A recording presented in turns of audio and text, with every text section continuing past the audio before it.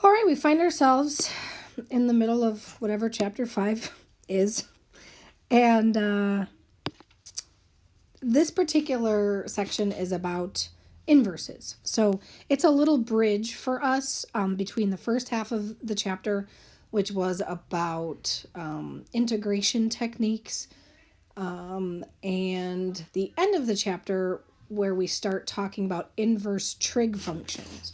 So if you recall in pre-calc, you probably learned about inverse sine, aka arc sine.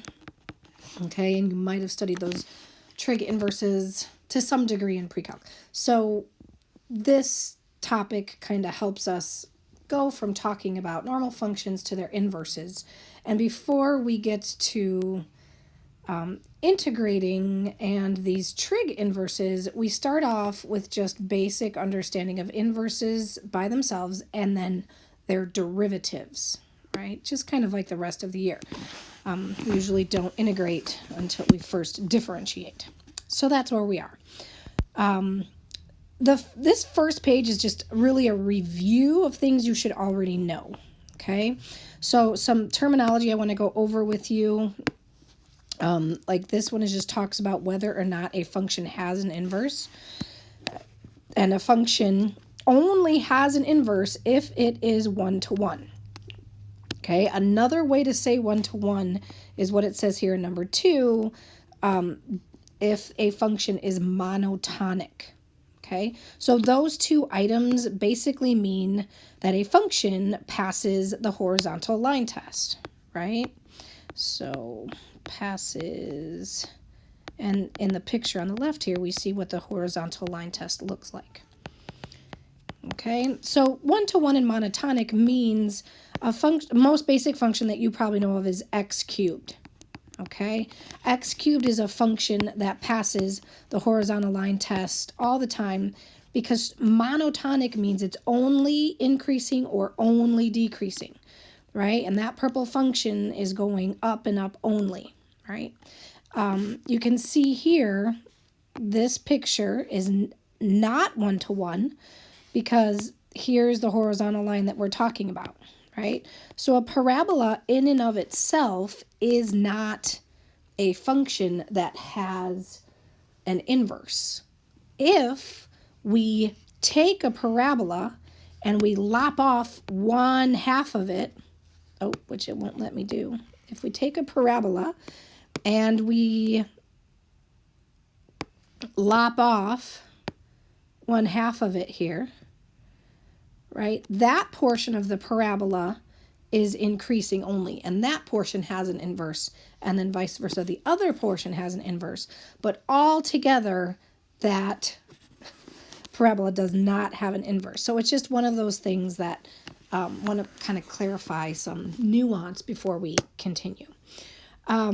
So the next thing is once we decide if a function has an inverse or not, then we jump to what are the facts about inverses. So I want to go over these notations with you, and that typically the notation that we see for the inverse, kind of first off, is that f to the -1, right? Which is not read as f to the -1.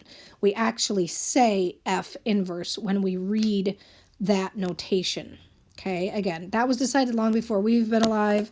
Super bad idea for them to give it a -1 exponent, but that's, what that is. So here are kind of the fun facts that I want you to make sure you have taken with you from pre-calc. The first one is what we set up above, right? F only has an inverse if it's 1-to-1.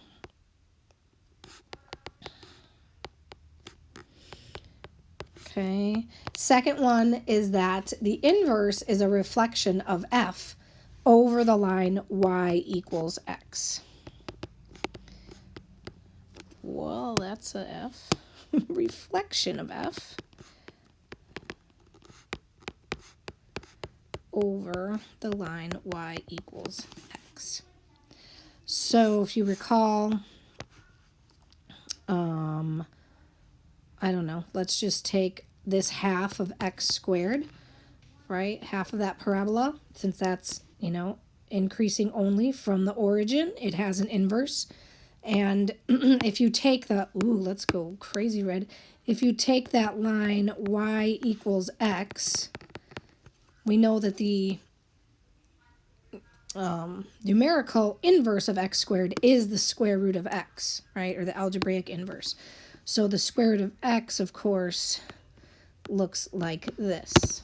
And that is a reflection about that red line. So that's just a physical kind of interpretation about what those derivatives are. And then the third thing is that they do invert their domains and ranges. Okay, so if f has domain D and range f,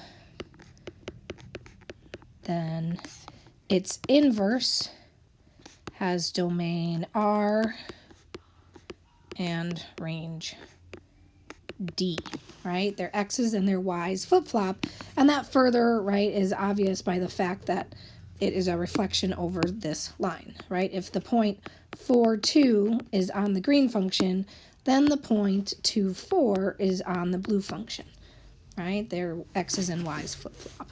Okay, so now this definition here, right, basically says that, this notation here and these notations here are just using the g function as the inverse rather than the f to the -1 notation.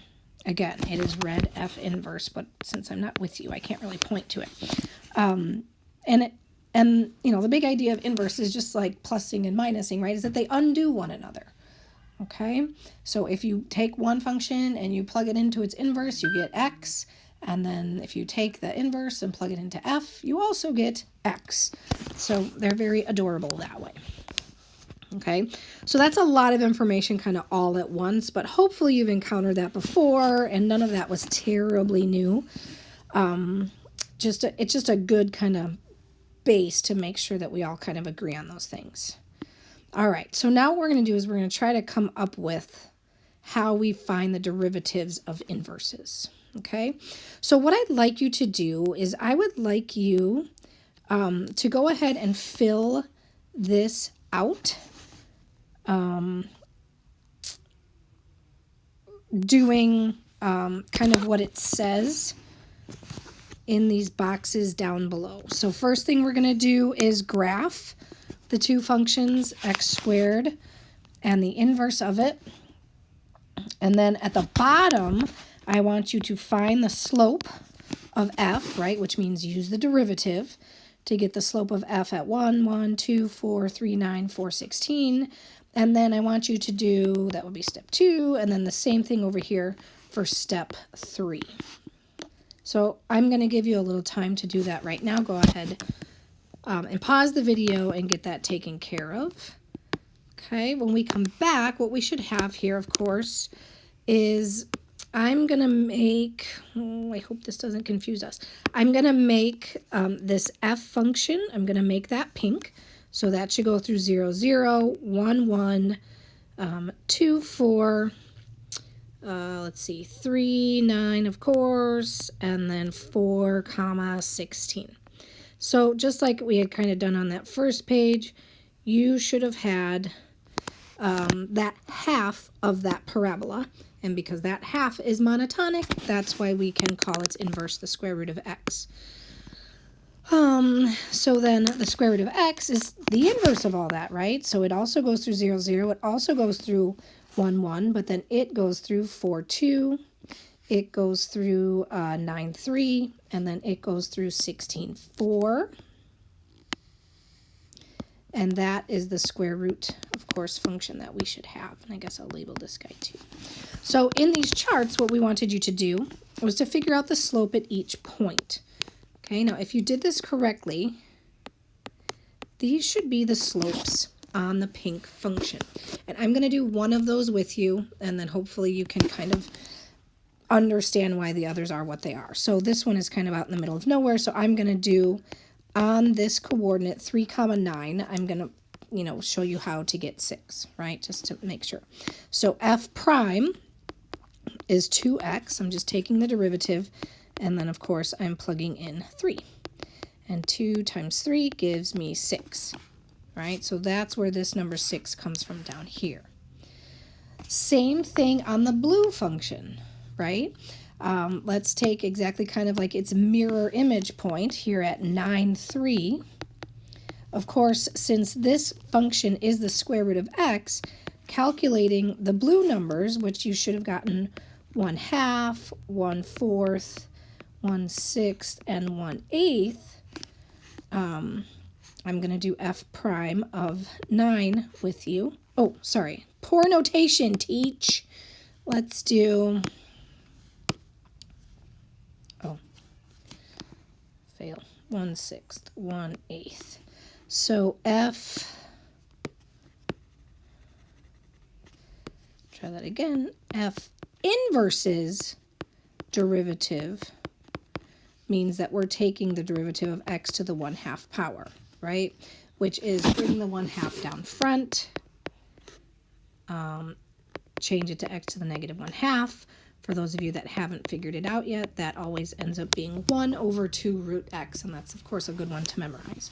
So now if we plug in 9 to that, I get 1/2 root 9, which is 1/6.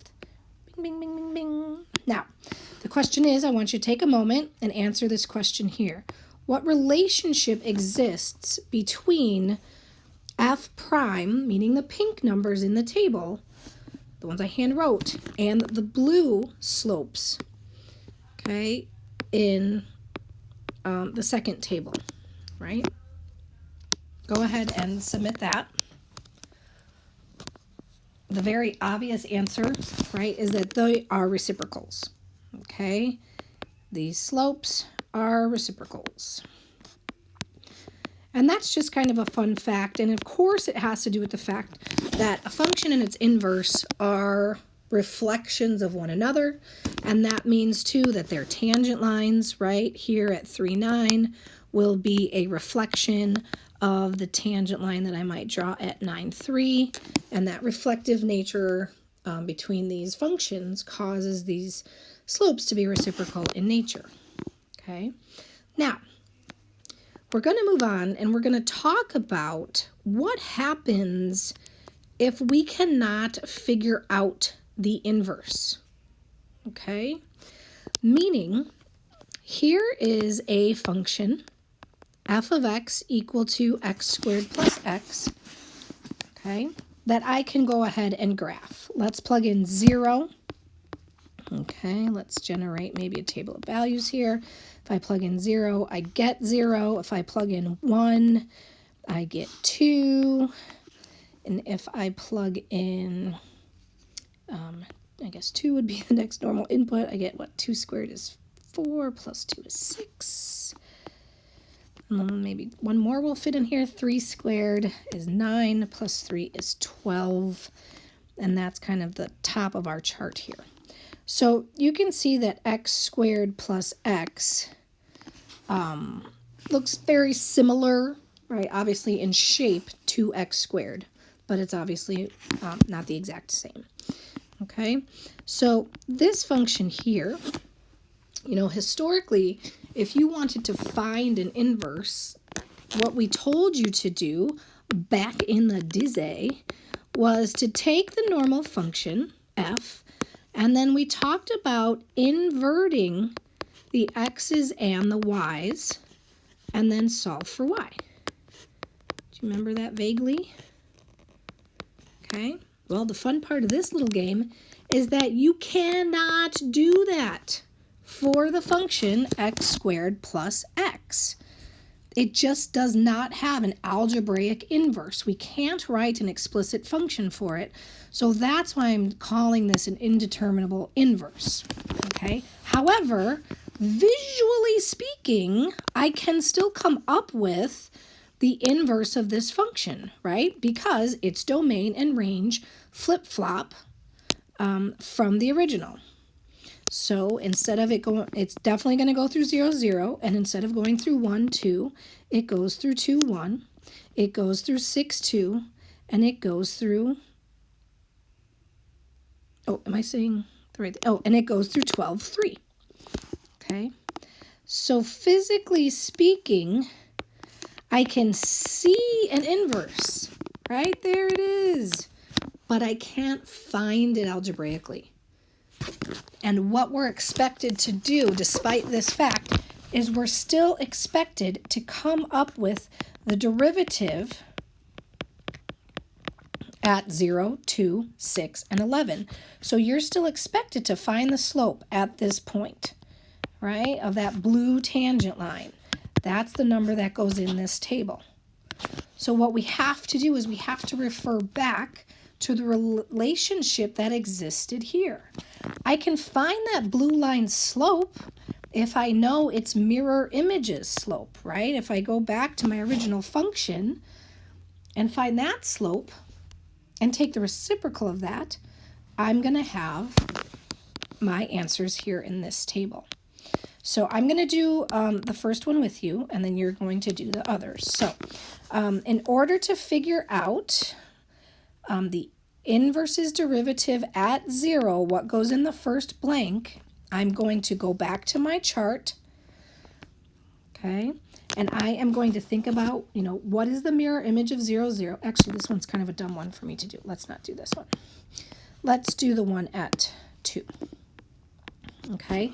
In order to figure out the slope at 2, I'm going to have to go back to my pink function and think about what its slope is and then take its derivative, okay?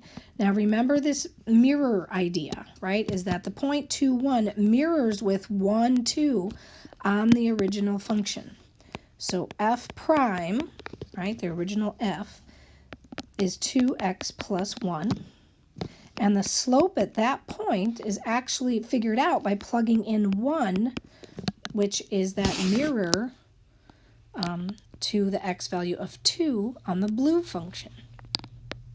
And this is, right, this gives me 3. So the slope of this pink point is 3, which means the value in this chart here is the reciprocal of that, and that is 1/3. So I want you to go ahead and try to figure out these other points. Okay. I'll give you some multiple choices in the through Edpuzzle and see if you can get those right. Okay, after we're done looking at those, what we want to do is we want to generalize this. This is a long bit of notes, I know. So the question here is, it says, is it possible to outline a process for calculating the inverse's derivative? Right? Well, if we think about the journey that we go on, let's say at, oh, sorry, I guess I should fill out these values for you. So the values you should have come up with was 1, 1/3, 1/5, and 1/7. All right. The first thing that we have to do, right, is we have to think about the mirror image. We have to plug that, what's weird about it is it's the x value for the inverse, but that means that it is the y value on the original function.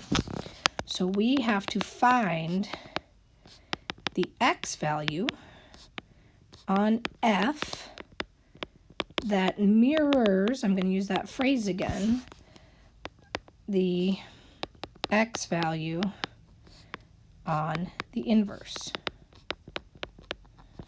Okay, so 6, 2 is on the inverse, and that means reflectively, right, that 2, 6 is what I was looking at on the original function.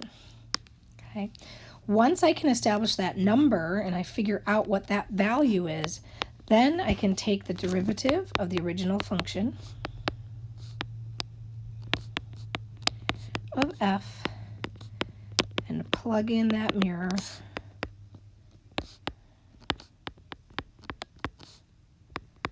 and kind of 2 steps in one here, find the reciprocal. I should say mirror point. Okay. Now, 2 things are going to happen here. I've kind of copied this theorem from your book, cut and pasted it here. Again, this is in section 5.3 if you wanted to look it up and read more about it. But this particular notation here has g being the name of the inverse function. Okay, so g of x is the inverse of x for the way this is written. Okay, and you can see it's got 1 over f prime of g of x, which is what we described up above.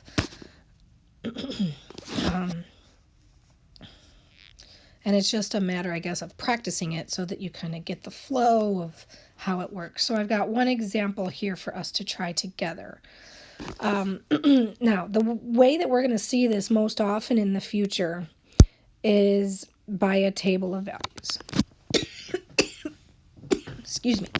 So if we read the problem below the table, it says the table above gives values of f, g, and f prime. So remember, this is the original. This is the inverse.